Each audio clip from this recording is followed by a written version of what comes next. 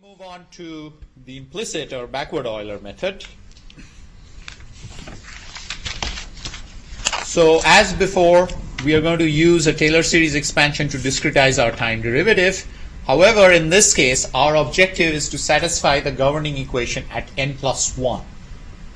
Okay, so in the explicit method, the right-hand side was all at n. Okay, in the implicit method, the right-hand side is going to be all at n plus 1.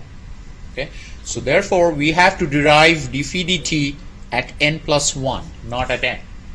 Okay, so how do we do that? We flip the Taylor series. We now do a backward Taylor series expansion. All right. So we are starting. Our pivot point now is n plus 1, and we are going backward in time. Okay. So you have a minus delta t, and then of course the next term will be a plus, and then this guy will be a minus, and so forth. Okay. And we rearrange, and we get dphi dt at n plus 1. It's the same expression as the explicit method, as you see. Okay. This guy is no different than what you had in the explicit method. Okay, and the order of the error is identical to the explicit method also, delta t. Okay, so again, first order accurate once we truncate the Taylor series. So in terms of accuracy, forward Euler, backward Euler, no difference. Both are first order accurate. All right.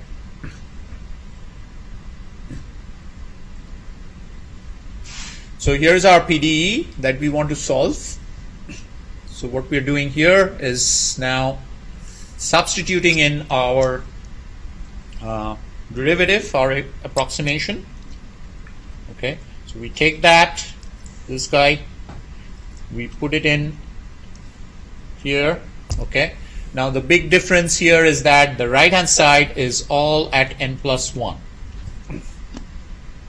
Okay, so you see each of these phis here have superscript n plus 1 as opposed to n, which we had in the explicit method.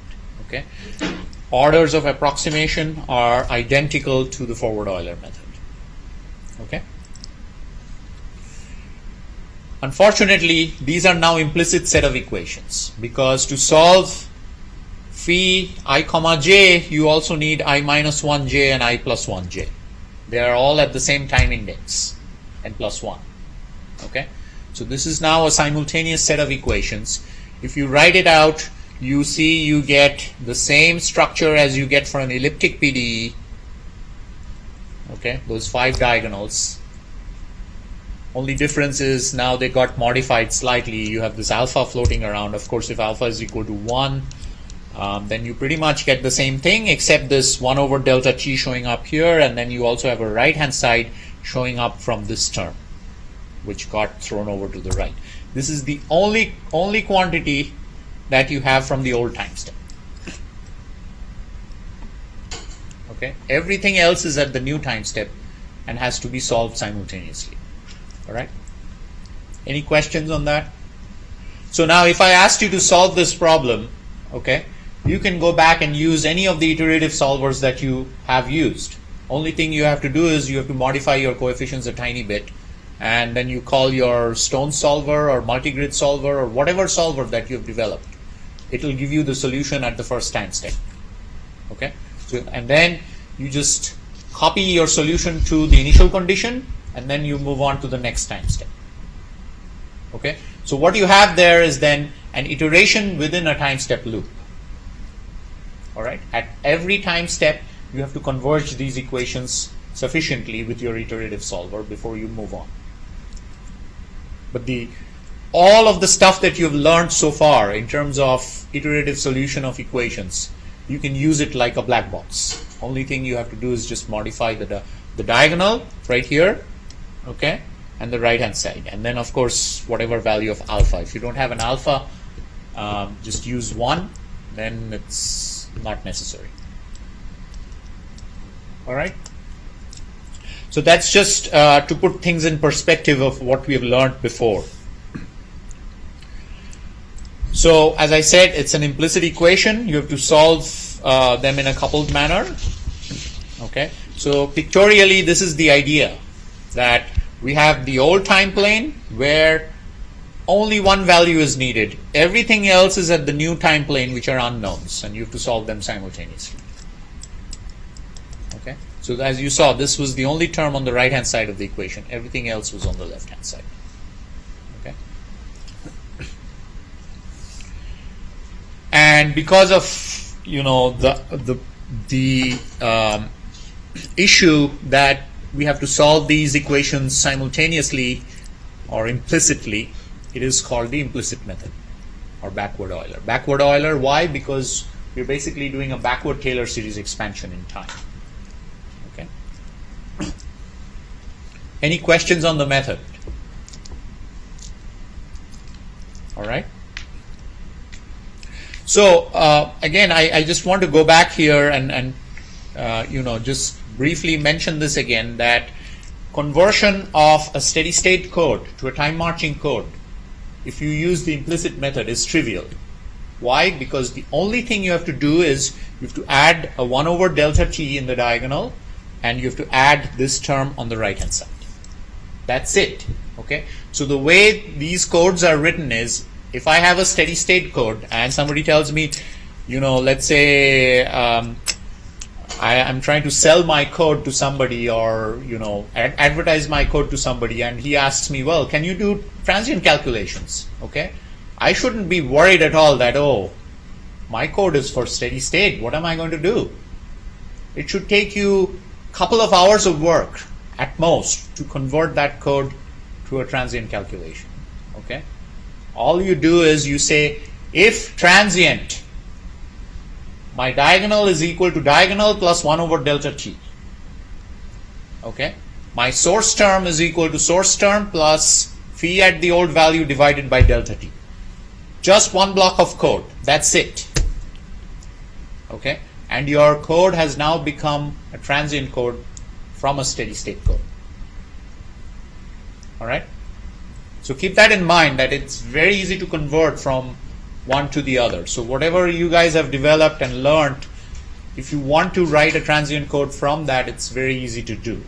Okay. Now, of course, you have to do other, you know, logistical issues like, okay, now you have to store 2 time steps, okay, and then you have to think about, okay, how do I output the data every time step, and those kinds of things.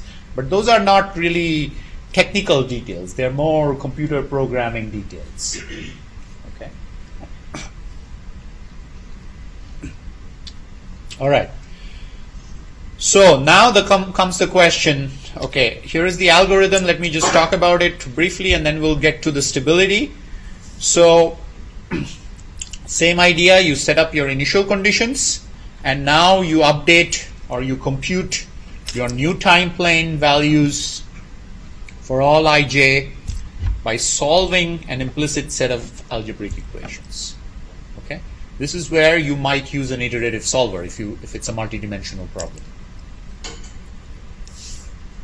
Okay, the solver could be TDMA for 1D or any of the iterative solvers explored thus far for multidimensional problems. Within each time step, the residuals must be reduced to a certain prescribed tolerance. Okay, so same idea as steady state. You're just doing it every time step. Once that has been reached, then you go to your initial condition. Okay, now one of the things I forgot to mention is that if you use an iterative solver, let's say, to solve this equation, okay, as you know, an iterative solver requires a guess to start with. So the question is, what guess should I use? The best guess to use is the initial condition. Okay, so that's what is typically done. So you would guess for all of these guys the value you had at the previous time step. Okay, and then it would iterate.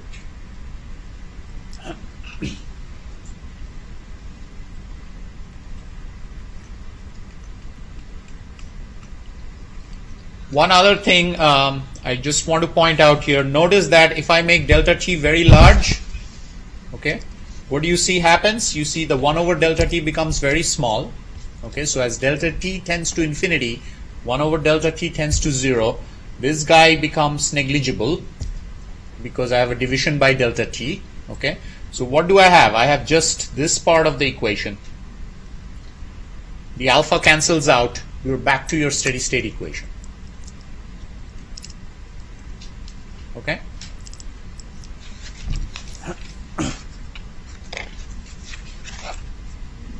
Any questions? Okay, so, and then you reset your initial conditions, or as I said, you just copy your solution to the initial condition and then move on. All right?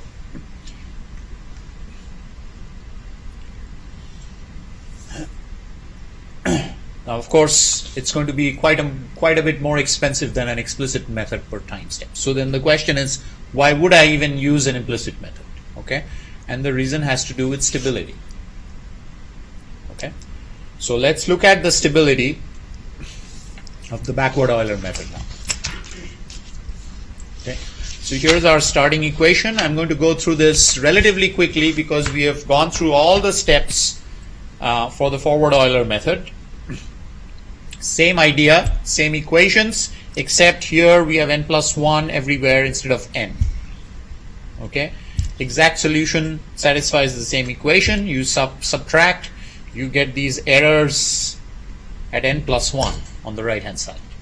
All right. Here's your error representation. Okay, again we have gotten rid of the summation sign, we have gotten rid of the m subscript for modes.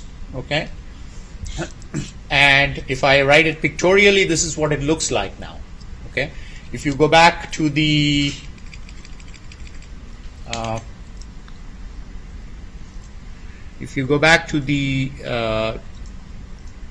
pictorial representation for here,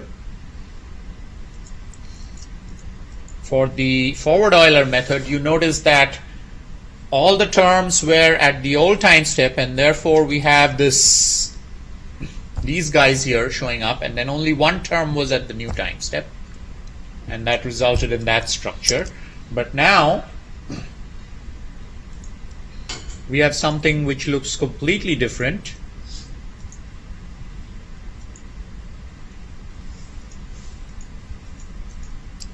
All the terms are at the new time step, and you know, of course, new time step means we are using n equal to 1, so they have a xi times e to the power minus I theta, xi times e to the power 0, and xi times e to the power plus I theta, because n is equal to 1 at that time plane. Okay, whereas here we have just xi to the power 0, which is 1 times exponential of 0. All right, we plug all that into our governing equation. Left hand side, same as before, xi minus 1 over delta t. Right hand side, each of the terms has a xi. So when I factor it out, again I use e to the power I theta as cosine theta plus I sine theta, and e to the power minus I theta as cosine theta minus I sine theta. The sine theta is cancelled out. I'm left with this term here, but in front of that term I have a xi multiplying. Okay. If we rearrange, we get this expression.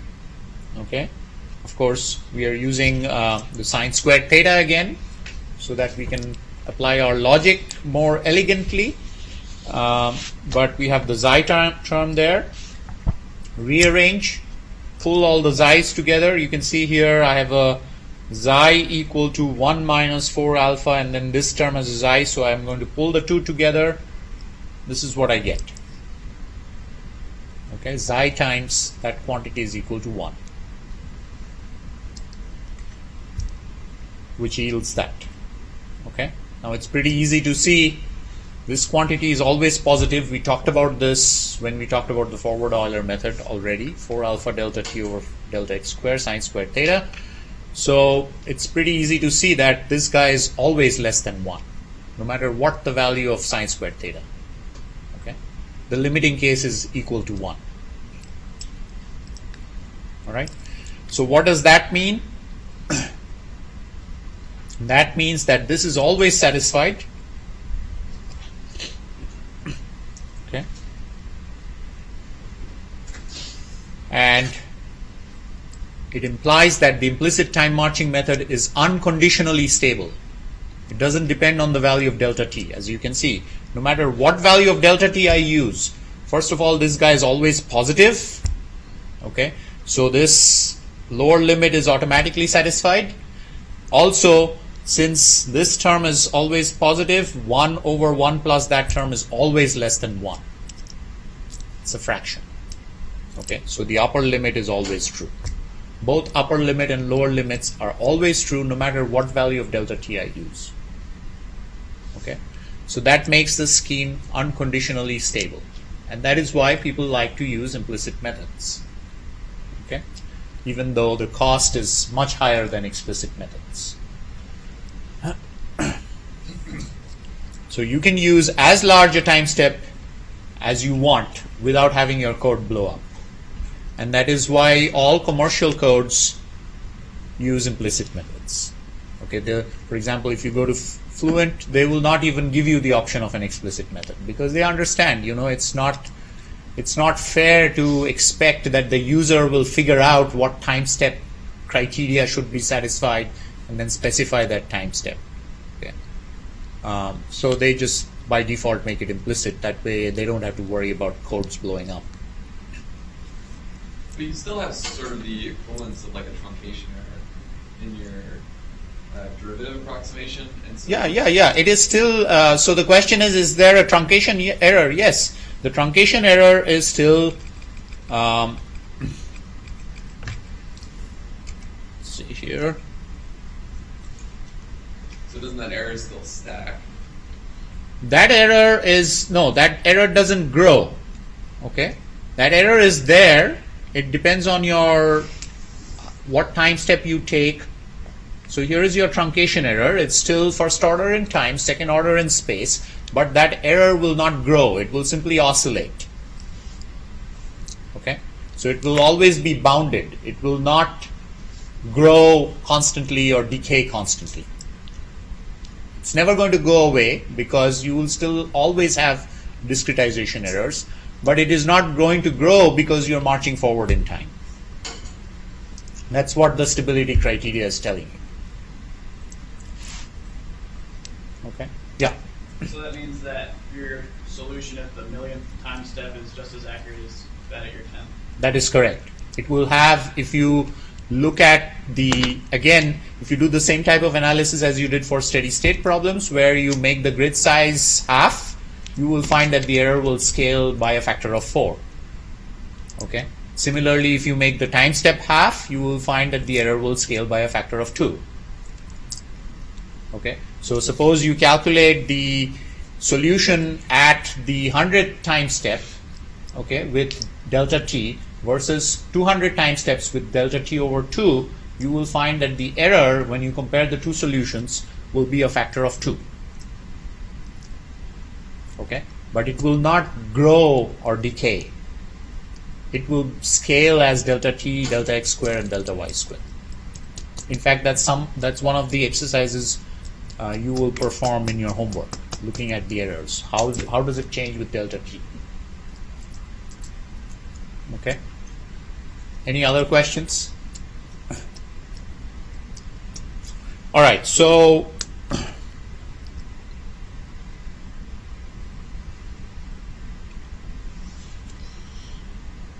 we were here. Now, here is some important thing to realize. That although the backward Euler method is unconditionally stable for any time step size, that does not mean that you should use a very large time step. Why? Because of exactly what we talked about. There is temporal error due to discretization. Okay?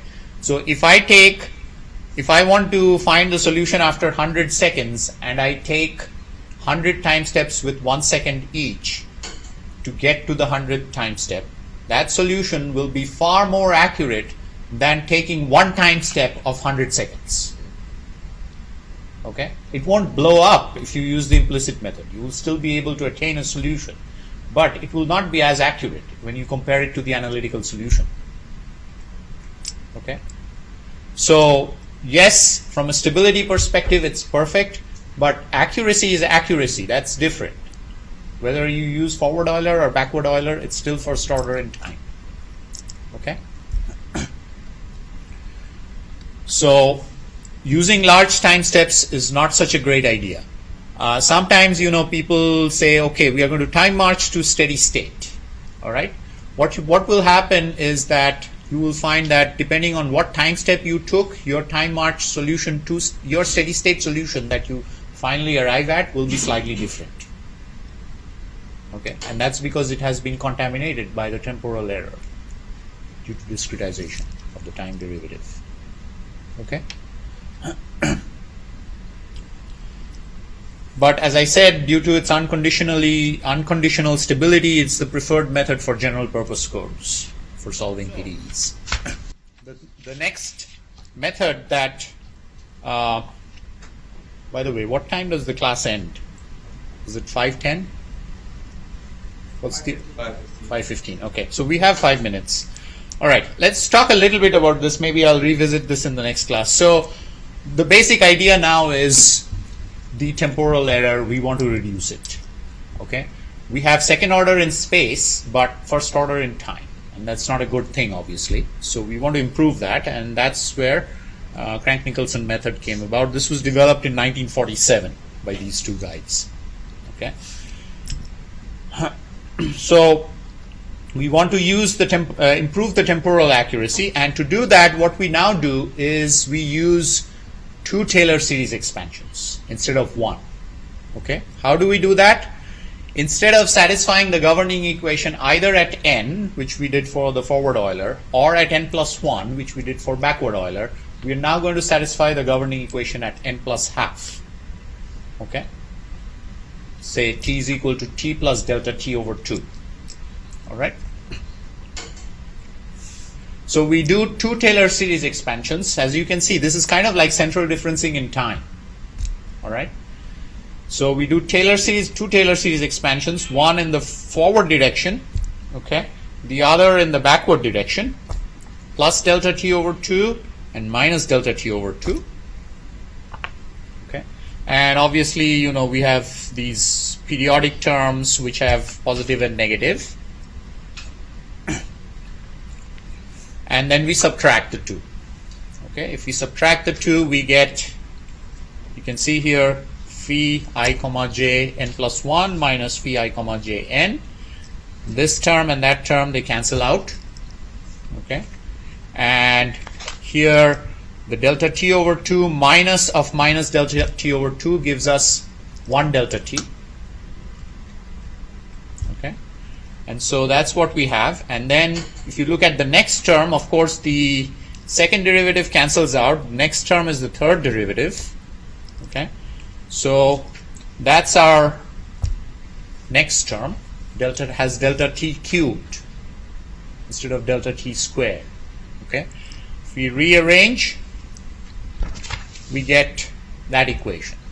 Okay, so clearly you see now that if we make that approximation, then our error is of order delta t squared. So this is second order in time. Okay.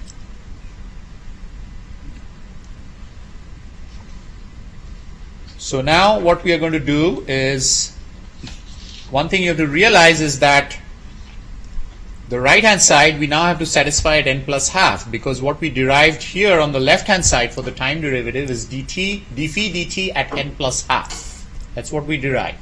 So the right hand side must also be at n plus half. Unfortunately, we don't have nodal values at n plus half. N plus half is a fictitious time index. We're not storing values at n plus half. We only have values at n and n plus 1. Okay. So somehow we have to approximate these guys in terms of the n and n plus 1. Okay. So what do we do there? We do same idea, a Taylor series expansion. So if we do a Taylor series expansion again of phi I comma j n about I comma j n plus half, and another one I comma j n plus 1 about n plus half, and then add the 2, this is what we are going to get. Okay. Basically, in this case, because we are going equal lengths in time in both directions, we have divided by 2 and then an error which is of order delta t squared. Okay, so we can take that kind of an expression, that guy, for each of these guys and plug them in. Okay, so essentially what we end up getting is the n plus half becomes an average of the n and n plus 1. And it does result in an error, but that error is also delta t square, scales as delta t square. So it doesn't destroy the fidelity of our scheme. It's still delta t square. All right. Some people actually use what's called a blended Crank-Nicolson scheme. And that's where instead of doing a half, you would use some fraction times the first term plus 1 minus the fraction terms times the second term. Okay, and that's typically used. You write it that way because sometimes we will use unequal delta t's. Okay, you don't use the same delta t all along. You change delta t in the middle, especially in adaptive time stepping. Okay, so that's where they use sort of like a blended Crank-Nicolson scheme. Okay, but this is the basic idea. So that's your governing equation. Once you rearrange it, you get your 5 diagonal form again. Okay, here's your diagonal and then your 5 diagonals. And then on the right hand side you get an additional term which basically comes out of this guy, which is all at n. Okay, so you can see there are n's here, and then there are also n plus 1s which pop up or get popped to the left hand side of the equation, making it still an implicit scheme. Okay, you still have to solve a simultaneous set of equations. All right, just like the backward Euler scheme. And that is the form of the equation. So again, if you had, let's say, an implicit or backward Euler code and you wanted it to convert it to Crank-Nicolson, it's fairly easy to do. All you have to do is you have to add this term to the right hand side. That's all. Okay. Any questions? Yeah. Okay, so the question is this unconditionally stable? We'll talk about it in the next class. We'll actually do a stability analysis and see what we get. Okay. The answer to that is, for a diffusion equation, yes it is. For other equations, it's not always. Okay, but the backward Euler is unconditionally stable for any PDE you look at. Okay. All right, so we'll stop here today. Let's talk about the stability. Again, we are looking at a 1D diffusion equation because we're saying, well, we don't want to mix and match instability due to time marching and instability due to iteration. Okay, we are going to pretend that the equations would be solved by a tridiagonal solver. All right. So here's our Crank-Nicolson discrete equation. Okay. And we are now saying that, okay, this equation can be also satisfied by the exact numerical solution. Now, I want to talk a little bit about this. Last class, after we finished the lecture, Nathan came and asked me, well, what exactly do you mean by an exact numerical solution? Which is a very, very good question, because when we talk about iterative methods, it's very clear to us what an exact numerical solution is. It is the solution that we would get, for example, by doing a Gaussian elimination, or by taking convergence to basically the residuals to basically zero tolerance. Okay, that's our exact numerical solution. What do we mean by an exact numerical solution here?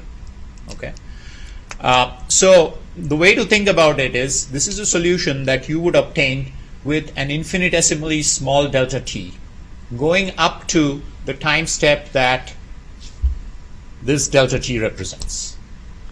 Okay, so think about using the Crank-Nicolson scheme now, but using really small delta t's and going up to whatever the time interval you're interested in. Okay, 1 second, let's say. So you're taking 1 microsecond time steps going up to 1 second. At that point, you have a solution for your phi.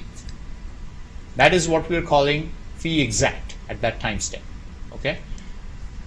You do the same procedure, but now with the large delta t, one big delta t with the Crank-Nicolson method. Okay, and you get a solution. You subtract the two solutions. That's your error. That's your error at time interval n. Okay. Now the question we are asking is, we have an initial error distribution that we are starting with.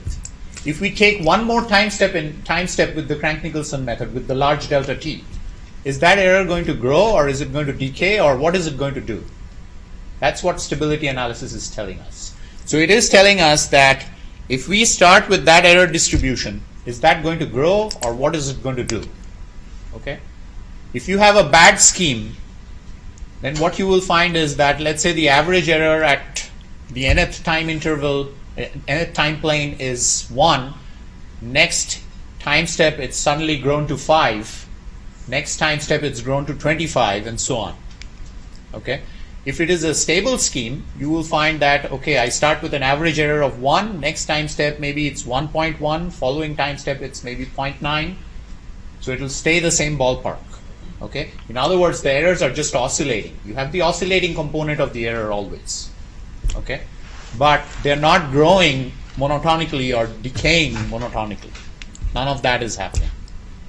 Okay? Now it could decay sometimes depending on the problem at hand, but it shouldn't grow. All right? So that's what we are trying to do. We are saying we are starting from an initial error distribution, whatever that might be. Okay? And then asking the question, is it growing? All right? So what we are doing now is we are starting with an initial condition for the error, which is our initial error distribution, and then asking the question, if I calculate the error at the next time step, what will happen to that? Okay? So we take that equation, which is our Crank-Nicolson scheme, and we do a stability analysis of that. And the stability analysis, we have covered this before. Basically, we are starting with an error representation like that, which is epsilon at node j, time plane n, is defined as, this is the spatial component of the error, and this is the temporal component of the error. If you recall, the xi is e to the power beta delta t. Okay?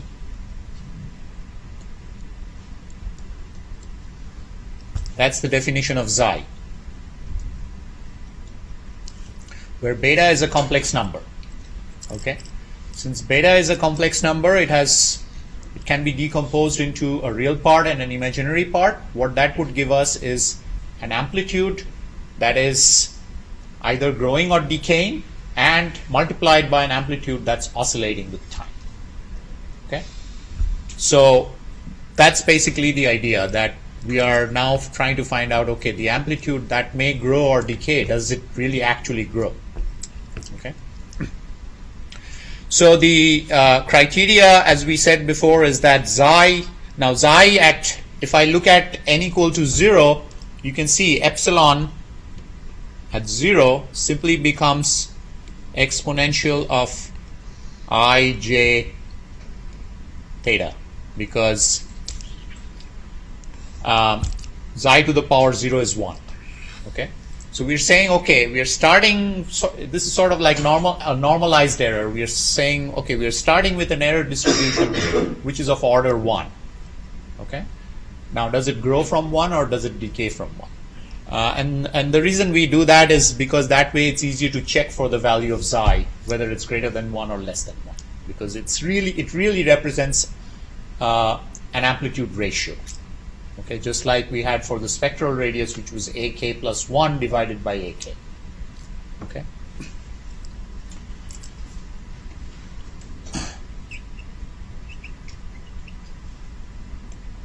All right. So here is the pictorial representation of the various terms in the equation. So what I've done here is I've taken this equation here, this guy, and then written out the various terms, okay, pictorially represented it, and you see on the n equal to 0 plane you have an exponential of 0, exponential of I theta, exponential of minus I theta, and then on the next plane, of course, you have xi to the power 1 times the exponential term. Okay, so that gives you xi times e to the power 0, xi times e to the power plus I theta, and xi times e to the power minus I theta. Okay, so we take all those guys and plug it into our Crank-Nicolson scheme, the error formula, and we get basically xi minus 1 over delta t is now a sum of 2 terms, because now we have these n plus 1 terms and the n terms. Okay, So as a result, you see there's a xi in the first set of terms and there is no xi in the second set of terms. Okay, so this guy got plugged in here and then this guy got plugged in here. And you simplify. We talked about this last time, that e to the power plus I theta plus e to the power minus I theta is nothing but cosine theta. Okay, and you get this. Now here, incidentally, you get 2 cosine theta minus 2, but the 2 and 2 cancel out. Okay, this is one difference from the backward Euler method. So you get that for both terms. Okay, this first term, of course, has a xi which came out of that expression. And then cosine theta minus 1, or 1 minus cosine theta, is sine squared theta over 2. So we get a minus sine squared theta over 2 for cosine theta minus 1 for both terms. All right. And we rearrange. So we get, if you look at here, we get xi minus 1 over delta t is that. This term also has a xi, so we are going to pull that term over to the left-hand side and group it with the other term, and we end up getting that. All right. And I'm just going to define a new quantity A, which is this guy here, so we can just write things in a more compact way. All right. So this gives us, now notice that A is always positive, because as we discussed, alpha is always positive, and then delta t is positive, sine squared theta is positive, delta x squared is positive. Everything is positive, so A is positive. But be that as it may, the expression for xi is 1 minus A over 1 plus A. Okay, so this is your 1 minus A, and this is your 1 plus A. All right. So since A is positive, obviously xi is always less than 1. Okay, you can clearly see here I'm subtracting out a positive quantity from the numerator, adding it to the denominator, so that becomes a fraction. All right, it could become a negative fraction. That's one danger. So you still have to look at the lower limit of your inequality. Okay, it guarantees that the upper limit is satisfied, but we still have to look at the lower limit. Okay, so lower limit says that, okay, xi, remember your criteria is xi must be less than 1, must be greater than minus 1. So now we are looking at this part here, okay, which says that xi must be greater than minus 1. Okay, what do we get for delta t when we enforce that criteria? That's what we are trying to ask. Okay, so if you do a little bit of math, of course you rearrange it, you get, if you go back here, you're going to get 1 minus A is equal to minus 1, or 1 minus A is greater than minus 1 minus A. All right, that's what I have there, which basically gives you 2 is greater than 0, because the A's cancel out, which means that this expression here is always true, because you basically end up getting a universal truth from that. Okay. So what that means is that no matter what the value of A, that inequality is always true. All right. So what does that do to us? That makes our Crank-Nicolson scheme unconditionally stable, because we already satisfied the upper limit automatically, and now we are saying that the lower limit is also true no matter what the value of A. All right. So therefore, that implies that the Crank-Nicolson scheme, just like the backward Euler scheme, is also unconditionally stable. Okay.